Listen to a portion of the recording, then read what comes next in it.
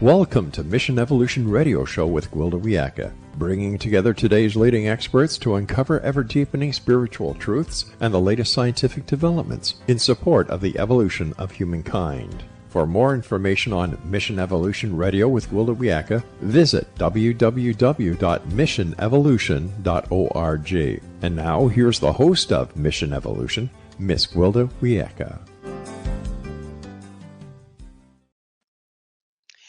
This is Mission Evolution. I'm Gwilda Wiyaka. Today we welcome a truly luminous guest on the show, Joan of Angels. Joan is an internationally respected spiritual teacher, angel communicator, healer, and author whose work focuses on awakening humanity to a higher consciousness, divine guidance, and the transformative power of love. Through her teachings, writings, direct connection with angelic realms, Joan helps individuals remember who they truly are and why they're here at this pivotal moment in human evolution. Please join me in welcoming Joan of Angels to Mission Evolution. Joan, thank you for joining us on Mission Evolution. I am so happy to be here, Gwilda. This is a treat. It is a treat. I'm looking forward to working with you. So, Joan, can you share your spiritual journey and what first opened you to angelic communication?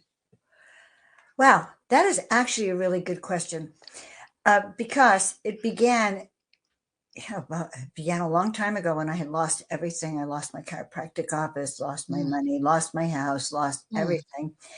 And now I'm living with my two kids in a state of panic and fear. They were 8 and 10. And I actually, at that point, I told myself that if I ever lose everything, I'm going to end my life. And so one night I did. I went down to the Golden Gate Bridge, left my kids with my family, I guess. And it was a foggy, cold night. I'll never forget it. And I'm like in tears. And I'm just, by the way, I'm afraid of heights. So this really was mortifying. So here I am, like really contemplating this. I close my eyes, I beg for help, and I see myself in this vision of like an end of life scenario with 12 angels around me. And what did they do? They said, "Oh, Joan, have you fulfilled your mission on planet Earth?" And I had to say no, Gwilda. Now, it was the most painful moment of my life, having to tell the divine that I flunked planet Earth. And I know you would understand that. So I just was sick inside, crying, and a healing occurred. There was divine intervention for me, a certain amount, and I was able to just have a sense of restoration. And I understood that from this moment on, my mission was going to be to help others who really felt the kind of despair and not knowing which way to turn, help them come back into clarity and self-trust and remembering who they are. And that changed my entire life. And then years later, I had a download to paint 33 angels in 30 days. And when I said yes, I became a channel really for the divine and a paintbrush for the divine. That is powerful. Do you feel like more of yourself kind of walked in that moment when you were ready to give everything up? It did. It did. More of myself walked back in. Yes, because it's a shock. It was a shock to my system to actually say I failed, and not be able to say I was able to complete it. And that enabled me to reach out for the kind of help and support, the mentoring that I needed at the time that I kind of provide now, but to pull it together to help find clarity and restore my sense of purpose and confidence in myself. And now I understand we go through these ebbs and flows, and each breakdown is really a breakthrough to the next level of initiation. Beautifully put. Yes. How did the angels appear to you? Did you see them visually, or were you just aware of them? How did they appear at that time? Well, at that time, it was really a vision. So it was all taking place in here. But I've had encounters. So one night I was laying in the back, my sister overlooked the ocean and I was on her deck. No one could get there. It was like completely private.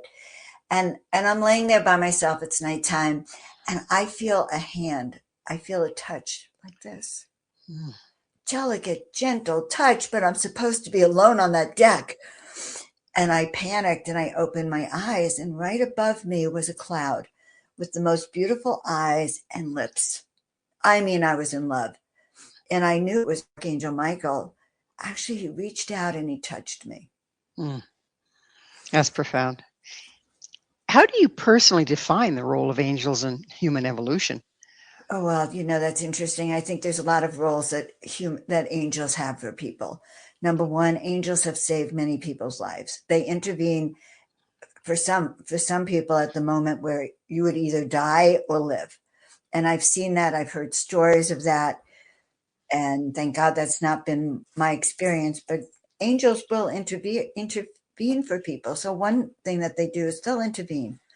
They'll also gently guide you with songs or certain little feathers or messages that once you learn to recognize them, you realize they're always with you, kind of prompting you this way or this way and giving you clarity. And of course, it's always a decision of whether you're going to listen to them or not. So I think they play a really important role in our lives, and they make us feel we're not alone, and that also really helps.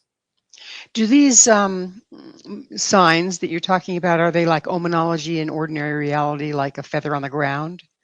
Yes, exactly. All those omens and signs, that have been discussed are the ones that they're trying to get your attention with, but they can be subtle. When my dad died, I knew nothing about all this, but my sister and I went outside, after the funeral, and suddenly we were surrounded with, like, I'd swear, 100, 200 butterflies. Okay, we My had never goodness. seen one butterfly. Suddenly we're surrounded and we look at each other. Now, we didn't, know about signs at that time, but we both looked at each other and you go, "You think that's Dad?" So, yes, they come in very subtle ways. My dad always reminds me he's with me when I find a coin on the ground because, once he told me that. And they'll come in terms of, one day I was about to do 4 readings. It was the first time someone invited me to their house to work with their clients. And I'm going, oh my God, I'm scared. And the next thing, like, what am I going to tell them? And a truck goes by, angel maids.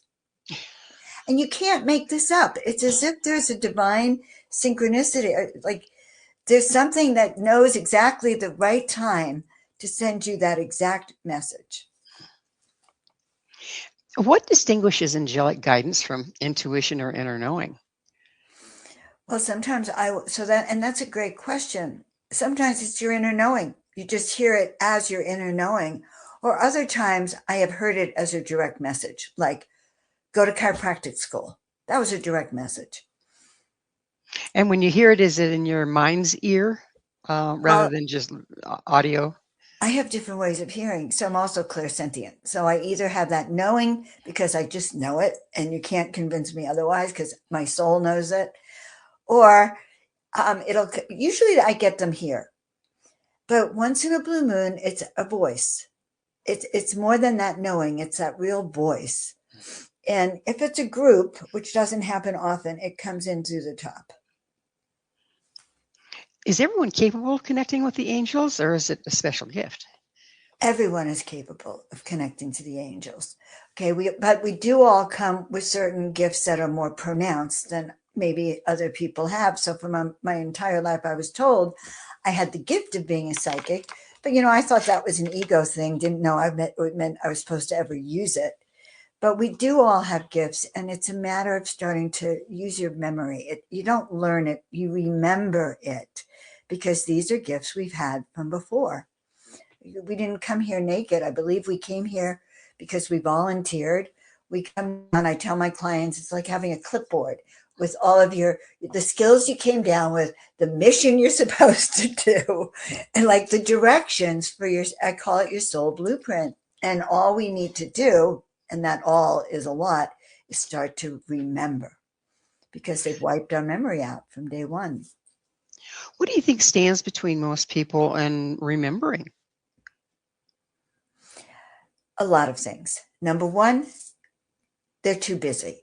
And we have a lot of type A people who are too busy to even know that message came through, to hear it. So that's the first thing, it's slow down. The second thing about restoring it is that understanding that these symbols and signs are coming to you. So it's that acknowledgement that you heard it and your willingness to trust it, which is the third thing. Some people never trust the messages they get, or they have to test it. So they're not used to trusting and activating that. And other people don't want to listen. Listen, if you want to go out and go to the game, get drunk, and your guides are saying, it'd be better to go meditate, pull out your deck of cards, have a quiet night at home versus go party, there's that decision. So we get caught up in ordinary world. Yes, and it's deliberate. It's really deliberate to keep many of us off track. And it's an initiation also to learn. According to the angels, what is humanity being called to awaken to right now? I love your questions. I feel like this is an angelology class. Okay. According to what I understand, and say the question one more time so I can give you the exact answer here. Okay. According to the angels, what's humanity being called to awaken to right now? So we're really being called to awaken to who we are, first of all, to really remember that we're light bearers, that we came in for a mission, that each of us is important in this evolution and ascension of planet Earth. And that those of us who are listening to this show, most of us are probably part of that collective of people who know they have a purpose and a mission. And so mission one is to get your memory back and to start understanding how powerful you are, and start understanding that you came here for a role as a unique cog or a member of the orchestra of Gaia. That when we are out of alignment, we pull the frequency of the planet down. When we're back in alignment, if you think of it like an orchestra, when one person is not playing in harmony, it ruins the song. You can all hear it. And we are those cogs. And when we are out of alignment, it disrupts the harmony. So part of our mission is to actually not only remember, but start to raise our frequency again and start stepping into that unique gift that we have, so that we can actually be part of the awakening of the planet, because one awakened soul can actually help awaken thousands or hundreds of thousands of souls around you. Is that a resonance issue? Yes, it is a resonance issue. And part of, we came here we come here in this reincarnation cycle, and we repeat over and over and over again until we learn who we are and we understand and we have the freedom that we're allowed to go home. But it's about upping who we are each time and actually remembering that best version of ourselves while we're in this 3D matrix. And that is an art form. You have to be conscious to start to do that, because everywhere you go, there's outside forces that actually get in your way. It could be people. Oh, honey, let's go do this. It could be people, places, or things. And so, and I've experienced that. I had a psychic once tell me, Joan, you blew it. You were supposed to be famous. You blew it. And then he said, well, it'll come around again. But actually, I realized, yes, it'll come around again if I continue to say yes to what I'm being prompted and guided to do. Well, it's time for us to take a station break. Joan and I will return very shortly, so don't you go away. This is Mission Evolution, missionevolution.org. Collective consciousness or collective unconsciousness. With us this hour discussing the evolutionary signs of our times is Joan of Angels. Her website, joanofangels.com. Joan, how has collective consciousness shifted over the last decade? Well, that's really interesting. I think more people are waking up, number one. And you can tell that by how they're emerging from the programming that's all around us. So collective consciousness is rising in people's awareness. And it's not even subtle anymore. I could say more and more people are awakening to who they are and their role here on the planet. So not enough yet, I think, but it's happening. Do you think that has to do with, where we are, our relative positioning in the galaxy as we move into the fabled age of Aquarius? Well, I do think that there are historical timelines. And I know the Mayan calendar ended in 2012, and that we have different cycles of destruction and rebuilding. And we are energetically in that cycle. So there's a lot of things going on, but there's a lot of talk about this ascension track to 2030, the solar upgrade, this, breaking apart of timelines. So there's just a lot of speculation about what's going to happen. But the more your memories return and you step into that higher timeline, the better off you're going to be. Do angels view global upheaval as crisis or opportunity? Oh, definitely as opportunity. The dark serves the light. The dark gives us that opportunity to step into our best gifts. It seems like, just like your story at the beginning, a lot of us have to go down kicking and screaming before we are ready to let go of the programming. Is there an easier route? No, I will tell you this. I would like to say, oh, yes, you could, there are a couple of people, maybe if you're a Krishna this life, or a Christ figure and you were born with this whole thing mapped out, maybe. But for the rest of us, there's an opposition. So let's just say the angels, the light bearers, they all know your purpose. They're going, yes, Joan was born, Gwilda's born, yes, we're going to support them. There's an opposing agenda because the lower forces, the dark forces, have also an agenda. And their agenda is that you don't remember. Your memory gets wiped out clean. If you were meant to remember, you would have been born with your memory intact, but everything serves to wipe it out. And so I do believe many light workers, let's call them that, are taken out from the very beginning because it's way too hard. And the trauma is way too hard. And they don't stop with your childhood. So you solved it. You came out of the closet, because I used to hide in our closet. You come out of the closet, and then guess what? They send you a partner, a potential partner that was worse than your dad. And it takes you time to even know it. And then you have to remember all over again and get your energetic upgrades until you finally learn that art of discernment and you don't make that choice again. That could take a lifetime, Gwilda. Or several. So what role does love play in spiritual evolution from an angelic perspective? Oh my God, just if you could just get yourself to that state of high vibrational love. I like to have people sort of heal their heart, because most of us have had fractures in our heart. And what fractures the heart is someone yells at you. It's a tear. You never forget it. Even if they apologize, you had a tear. Now you had 100 tears, because it happens a lot. And so the role of your heart is learning how to actually heal it and step into unconditional forgiveness around and for yourself and move into that unconditional love. So if you could see your heart as being healed, I kind of see it as a little clay, beautiful heart. And I go around and I smooth it all out. So it's just feeling really good. And it becomes a container again that can get filled up. And we start with a full heart every day and sending it out there as a pulsating heart. Love really does not only make the world go round, but it helps you evolve. And if all you had was love in your heart, your life would be incredible and your evolution would be incredible. Is love something that we generate from our heart, or is it something that we channel through our heart?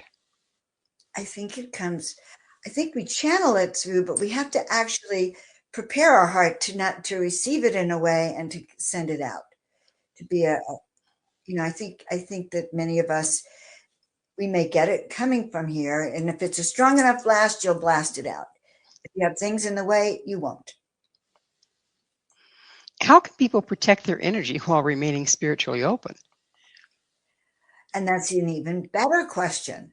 So, in 2020, when the masks came out, and I very rarely used one, but I remember going into the market. And, when you go into the supermarket, by the way, guys, and if you're an empath and you walk in the meat department and you feel weird, you could be getting the energy of other people who were in that meat department before you, that couple that had an argument. So what I learned to do when I went in the supermarket is two things. I started teaching people how to fluff their wings, because when you're walking in as a full embodied angel, it's easier. And then I started humming under my breath. And as I hummed, I still do this sometimes in the market or when I'm out in the malls. I hum. So I fluff my wings. Angel is in the house, and I hum to myself, and I kind of feel like I do that as a protection. I make my frequency higher than the frequency around me. What response do you see in other people when you're out in the supermarket with your wings fluffed? Well, when I do that, I actually have a ball because I'm now an empowered embodied angel. So it's not, little old Joan and her moodiness. It's me feeling more empowered. So I talk to people online. I fluff up their wings energetically. So people feel better or they notice something about me. They'll come up to me and go, like yesterday it happened. Oh my God, you look amazing. Who are you? So I also do things like that to enhance my ability to walk into a room and know no one and still feel I can become the center of attention or meet people. I walk with an authority. So I highly recommend doing that, guys. It changes everything for you. Do you find that when you're fluffed up, there are some people that are of a frequency that's absolutely incompatible and they're driven away? Oh, yeah, absolutely, because you're calling resonance. So here's the thing. You walk into a room and people are moody and depressed, okay? You have two choices. You can lower yourself to be moody and depressed at their energy, which sometimes I do probably, or you can be in your own energy, which either gets them to rise or yes, they'll leave. They can't handle it. What are the most common blocks you see that prevent people from hearing divine guidance? You know, they have to be ready. They absolutely have to be ready. So yesterday I was in a cafe and I started doing impromptu readings. I saw that for my friends' friends, just because I felt like it. And the messages came through and I couldn't really stop them because I couldn't really stop them. So those messages were very powerful, but not everyone's ready. There have been times that messages come through that people just will go, no, I don't want to hear it. People, not everyone's as open as you and I are to wanting to hear what the divine has to say to us. Does it require letting go of your sacred cows to be open? When I named myself Joan of Angels, all right, and I had two different business cards, one for Dr. Hirngard and one for Joan of Angels. And my daughter and I are in LA and we meet this couple. And I said, I gave them my card, the Joan of Angels card, right? And my daughter freaks out. She does this thing like this. I say nothing. This is my daughter. And she whispers in my ear, Mom, do you have to lead with that? Can't you let them think you're like Dr. Hirngard is far more impressive mom than Joan of Angels? So I could tell you from experience that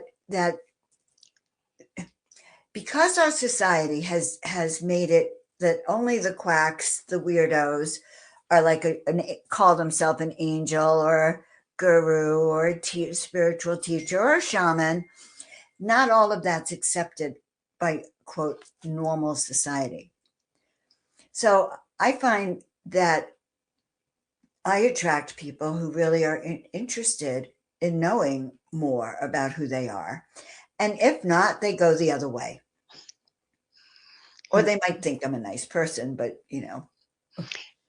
Back to letting your light shine, and it either drives them away or pulls them in, right? And a lot of people are really open now to stepping into their best version of themselves. They're open to this new information. It's such a blessing. Mm-hmm. How does fear interfere with angelic connection and spiritual growth?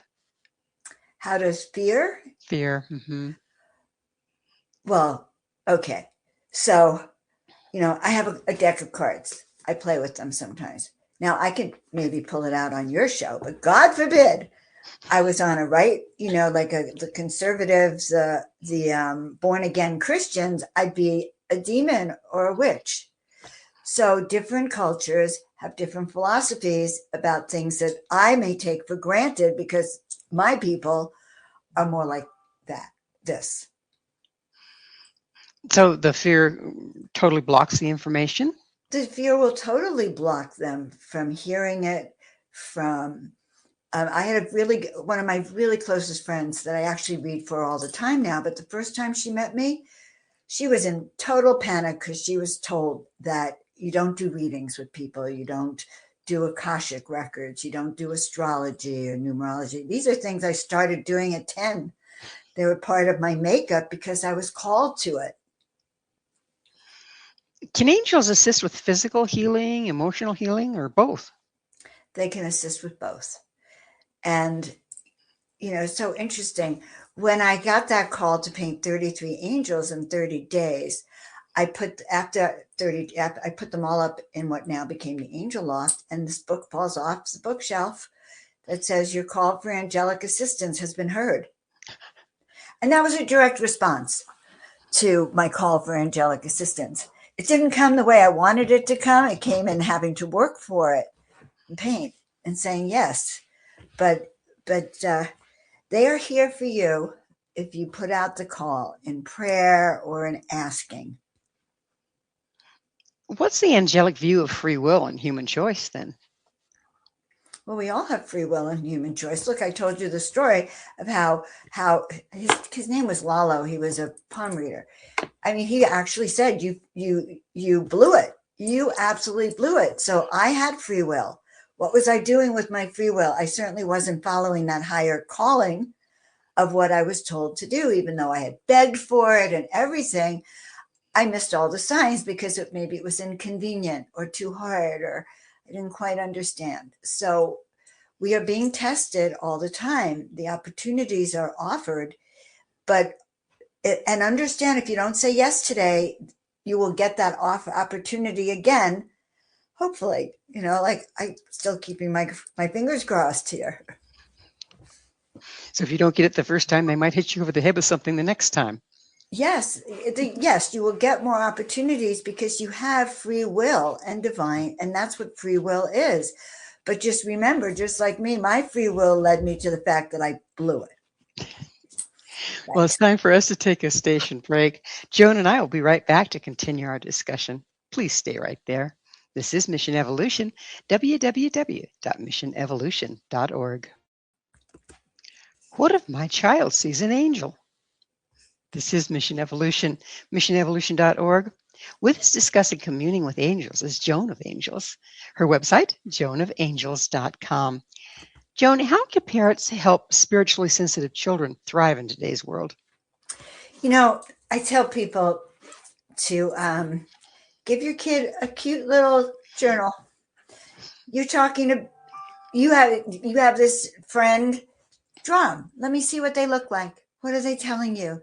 Let's keep a record of what you are actually seeing in your life. And that would be a healthier choice. So there are kids being born now who actually remember past lives.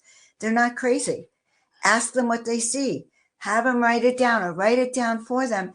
And you'll track something that will actually totally surprise you about your kids' unseen companions and what they're learning. And parents who are doing that with kids. I watched a video the other day with a little, I think he was about 4 or 5 years old, and he was prophesizing. He was actually telling us about this ascension timeline portal that's about to happen. The kid's 5 years old. He has no idea what he's really talking about. And, according to his mom, he's been pretty accurate. And so I was listening to this, quite astounded, this 5-year-old, but his mom is letting him remember and acting like it's true. And let's talk about this. And that's developing skills in our younger generation quite rapidly. And yet, growing up, we didn't have that kind of backing as a rule. People, were afraid of it, or, oh, honey, it's just your imagination. Does it take us longer to come out of that if we haven't had the support? Some people, but other people, you know what? I have friends, you can tell a lot of my friends are shamanic or healers or angel beings. They talk about experiences they have had as a child, and then what it takes to come out. There's so many famous people who talk about that now. And once they start getting more complete downloads as they get into adulthood, many of them start to really revise it again and take that power back. But I will say this, it would be far easier if parents are helping their children from a young age. See, our society is designed to cut us off from our soul and from our soul awareness and from our intuition. They do that so that you could be more brainwashed, do what they tell you to do and follow orders to, go to work, pay taxes, and be a good citizen. When you can connect to your own divine guidance and you can get the answers, you become a little bit more independent minded. Well, we wouldn't want that now, would we? Of course. What guidance do angels offer for those feeling lost or disconnected from their purpose? So the first thing to do is to ask for help. Ask for help. And then if you get a nudge to maybe go to Starbucks, and you go to Starbucks and there's this person you start talking to, and unbelievably enough, they might have the answer. So I say that you ask for help, and then you have to start tuning into how you're getting that help. Now, some people do, and I've done it and said, well, send me the help in form of the radio today, or send me a song because I'm going to be in the car all day. And so you can direct what these messages may look like, but asking for help is the best and efficient way. And writing to them. You can sit down and write a letter and then listen, or go to bed, put the letter under your pillow, and many times you'll wake up with those answers. Do you find that because this is esoteric information, but like a dream, if you don't anchor it in some way, it'll kind of slide away? Do you find journaling very helpful for that? Oh my God, they slide away. Yes. So this is why they recommend you have a journal by your bed, because maybe you'll wake up in the middle of the night and you'll get a message and you go, oh yeah, I'll remember that. You won't. You'll never remember it, because I've done that hundreds of times. So yes, record it, journal it. Now I kind of start dictating it into chat, and I have chat. It's easier for me. I don't have to turn the light on. I don't have to grab a journal. I can just dictate it. And then I keep records and tracks of everything now. And that's another way to track your intuition, by the way. So one thing I tell all my clients is that keep a journal of the times I listened to my intuition, that voice, that nudge, or the times I ignored it. Because the times you ignored it will actually tell you and help convince you more to listen to what you're receiving. Earlier, you were talking about forgiveness. How does forgiveness accelerate spiritual awakening? Think of it like this. You have a wheelbarrow. You want to get to heaven. If your wheelbarrow is filled with all the anger that you have and the hate and whatever that is, that wheelbarrow is too full to elevate you, too full to even have a higher vibration, because you're carrying this thing with you. That's probably an easier explanation than anything else. If you want to carry your heavy weight with you wherever you go, then you're going to experience a heavier, more complicated, chaotic world. Are we living through a pivotal evolutionary moment for humanity? Are you kidding? Of course we are.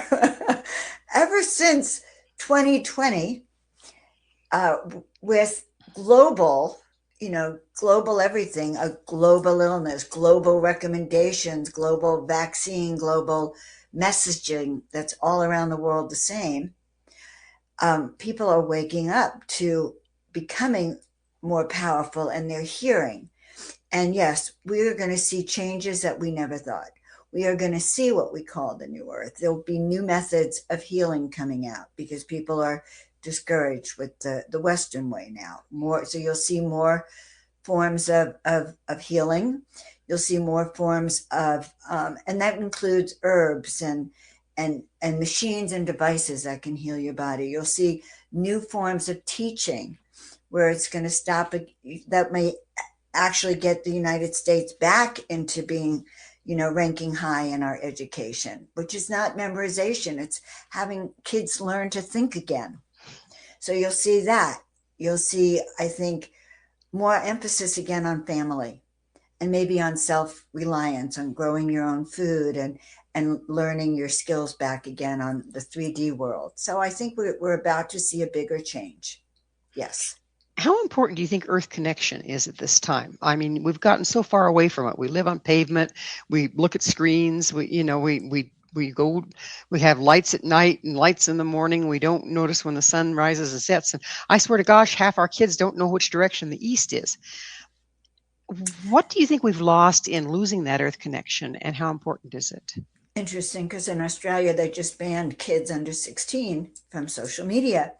So when I close my eyes and I kind of feel into energy around many people, I see like a black, it's all around their body. It could be, like a casket almost. It's all black.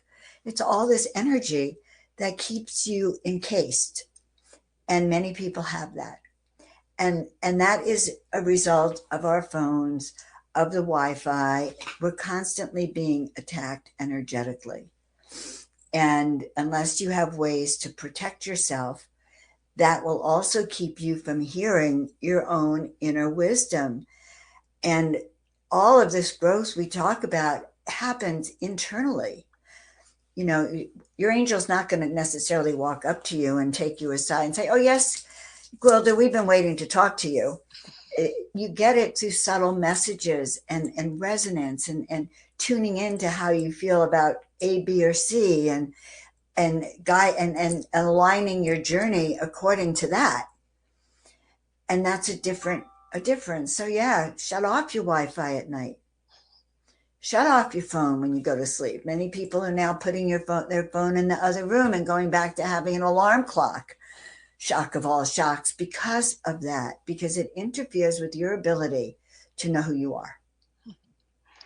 What does remembering who we truly are really mean on a soul level?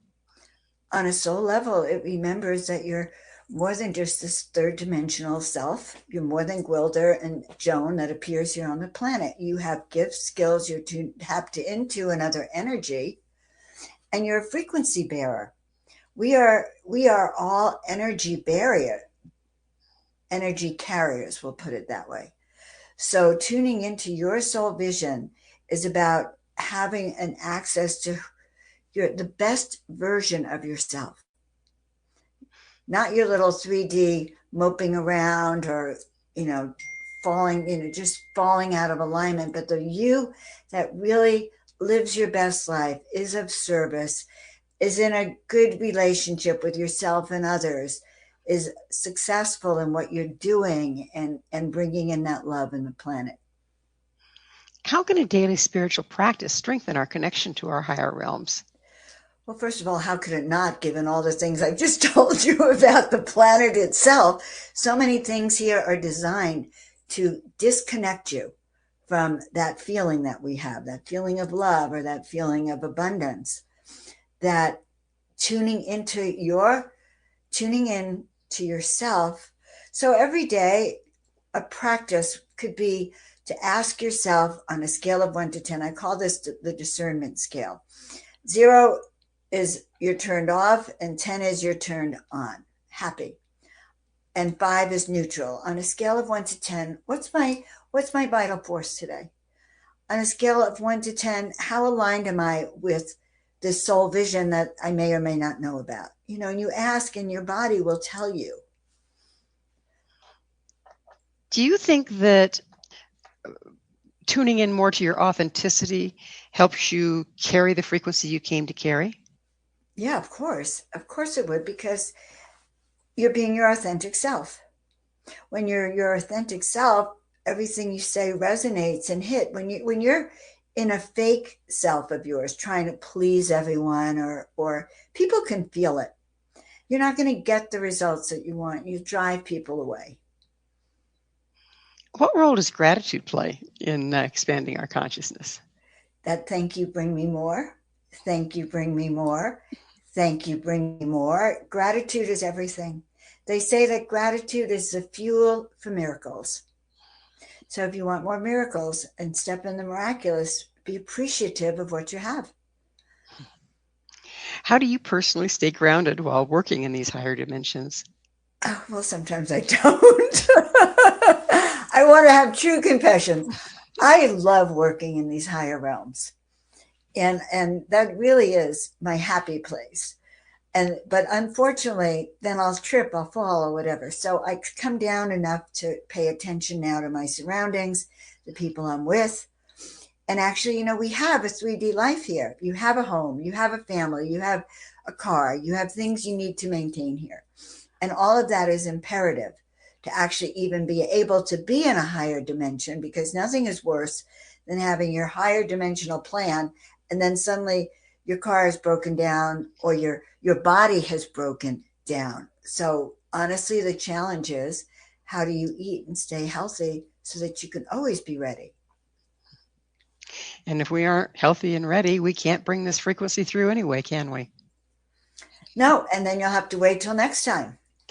Oh man, no. I'm going to read the small print next time. Oh, that's so funny. That's so funny. I was listening to something yesterday about your soul coming in, and it was a reminder. You chose even where you're living. You chose where you are, not just your family, your Where you friends, are. your marriage, whatever, but you also chose the country and the places that you're in. Well, it's time for us to take another station break. Please stay with us as Joan and I continue to explore angelic power in a world in upheaval. This is Mission Evolution, missionevolution.org. What do we really know about angels? This is Mission Evolution, missionevolution.org. We're continuing our discussion with Joan of Angels. Joan, what misconceptions do people often have about angels? Well, first of all, not all angels have wings. And I did learn that the hard way. Angels do not always show up, with those white wings and those cute little cherubs or, all those visions of angels. Maybe they show up that way for some people, but I've seen angels without wings. And I'll never forget, I painted my first angel, Metatron, without wings because I had seen him in a temple one day. And my friends started yelling at me, Joan, this doesn't have wings. How do I know it's an angel? Not all angels have wings. Okay. That's a primary misconception right there. What are the purpose of the wings? I mean, are they literal? Are they metaphorical? Oh, that's even a better question than ever. So, when they fly around the earth, okay, in my visions, I kind of see them with wings. So when I do these shows called Calling All Angels, and I literally imagine it as angels with their wings flying around the earth. So, and I do believe that angels do have wings for that purpose also. But, interdimensional, they're beings of light. So they can just be with you in a second. So is the way we see them or their appearance more of a metaphor to make sense to us what these beings of light are? Yeah, absolutely. So, a friend of mine was climbing on a tall pyramid. Yeah, it was a pyramid. She was alone. She got to the very top, and she was like 15 feet away from the top. And suddenly this little old guy appeared with a dog, and he takes her hand and he walks her up to the top, and then he disappeared. We believe that was an angel. George Norrie on his show told me the same kind of story. He gets woken up by this angel, literally, and his house was on fire. And the angel disappeared, and he saved his family and himself. So they do show up, little old man also. Where do angels come from? Source, the source creator, created different levels of angels so that we can actually be connected with source and the creator. Kind of like the stairway to heaven. Yes, just like the stairway to heaven. Mm-hmm. And some of us return, I think, as angels. Oh, so we could have been alive and come back as an angel. Yeah. Yeah, I see a lot of people who have this angelic frequency. And you can tell. It's not just because they just look different or they'll feel different. And they have a kindness about them. Is it a matter of processing and commitment to your path that allows that to happen, do you suppose? Yes, I suppose so. Because there are people who actually wanted, I've had people that say, no, I want to be half good, half bad. Or, I'm going to embrace the dark side of me. So actually, people do have that free will choice. How can our audience begin to work consciously with angels? That's a great question. So there's a lot of different ways, but I'll say this. First of all, ask for help. And a good way as a beginner, if you're a beginner, you can get an oracle deck. You can sit there with your morning coffee, a pen and paper, ask a question, pull a card, close your eyes, see if you get any information about that for yourself. And that's a very good way to begin that communication. Do you find divination tools are useful in this? Well, I think I started with oracle cards, so that's how I know my experience, which began communicating. So that's one way, is to really ask and to write it down. So you don't actually have to have divination tools. You can just sit there with your morning coffee and talk it out. Write a letter, ask for a response, and you'll get it. It may come as one word in the beginning, or a feeling, or a symbol. I get things in symbols that I have to decode. Do you get them in symbols when you're writing, or do you get them in ordinary reality looking around you, like a dog crossing the road or a raven landing in a tree? Those are great questions. I get all of the above. But say when I'm doing a reading for someone, it's really interesting. I'll get an image. And I learned I thought, oh, they're going to think I'm crazy if I just word out seashell, something of significance to my client. So recognizing that it's something that wasn't in your consciousness before, you didn't think of it before, but it popped in, that is your answer. When you're working for other people, how can you tell if you're getting their answers or your answers? Well, that's why I'm an oracle. I'm just going to trust that what comes through at that time is for them. And that's usually what it is. I usually put myself a little bit over here. I ground myself enough to raise my frequency to sort of be in a purer state. And it usually works well. What messages do the angels have for those feeling overwhelmed by world events right now? It's a really great question. And it's not just world events, but here we are back in another Christmas season. And some of you are alone. Some of you have family. Some of you have triggers around the holidays also. So the answer here is just to remember, we're on a journey together. The planet is on a journey. You're on a journey. Your family's on a journey. And if you just get ground back out to chop wood, carry water, what needs to be done today? How, oh yeah, I have to go cook. I have to pick up my kid at the mall or something. Ground out and get back to the very basics of what you're here to do every day. And that will help you handle the uncertainty on the planet when you get back into those 3D little things that ground you. That's really important, and get back to what's important to you. We can't solve the world's problems. We can only solve how we relate to them. And we can take care of our own emotions about them by feeling more comfortable with our daily life. Joan, how does your work support humanity's collective awakening? Gosh, well, I feel like I'm really here to heal and inspire many people. And I was shown that when I was younger, when I was 30, that of actually being on a podium in the Coliseum and healing millions of people. And so I always hold that vision of what I know I'm here to do. It aligns me with everything I do. And it makes me excited about getting out of bed in the morning to do it. And I think having a framework for who you feel you are gives you a framework for daily living and for being that best version of yourself and coping with everything that might not be working. What excites you most about where humanity is headed spiritually? Oh my God, are you kidding? The ascension. If all of what we've been hearing and learning and studying is true, then there is reports of an awakening, of a collective awakening. I want to put it in a very nice way, that many souls like us all will be uplifted into a new dimensional frequency. So I'm very excited because that means that our skills are going to be upgraded. Telepathy, teleportation, really past life memory for all of us, and seeing who each other are without our masks on.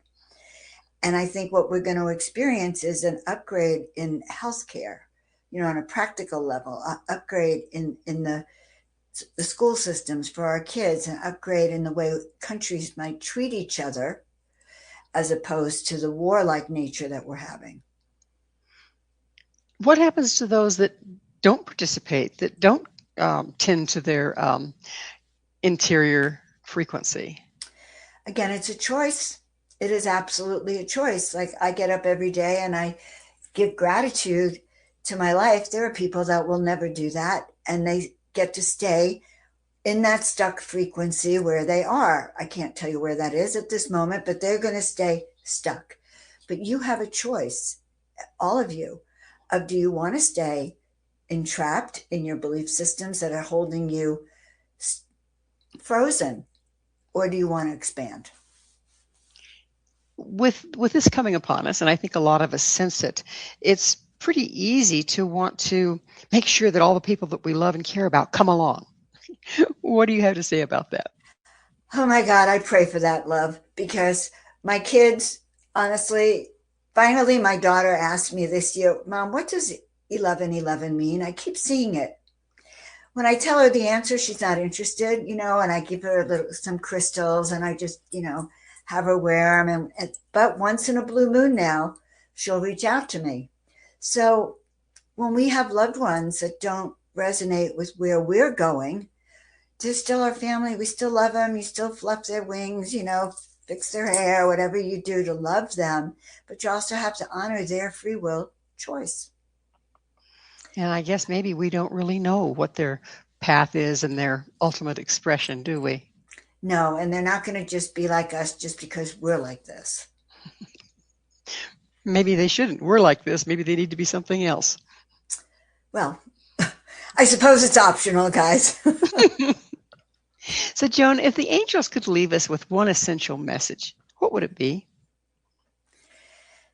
That's a great question. Start tuning into who you are and why you're here.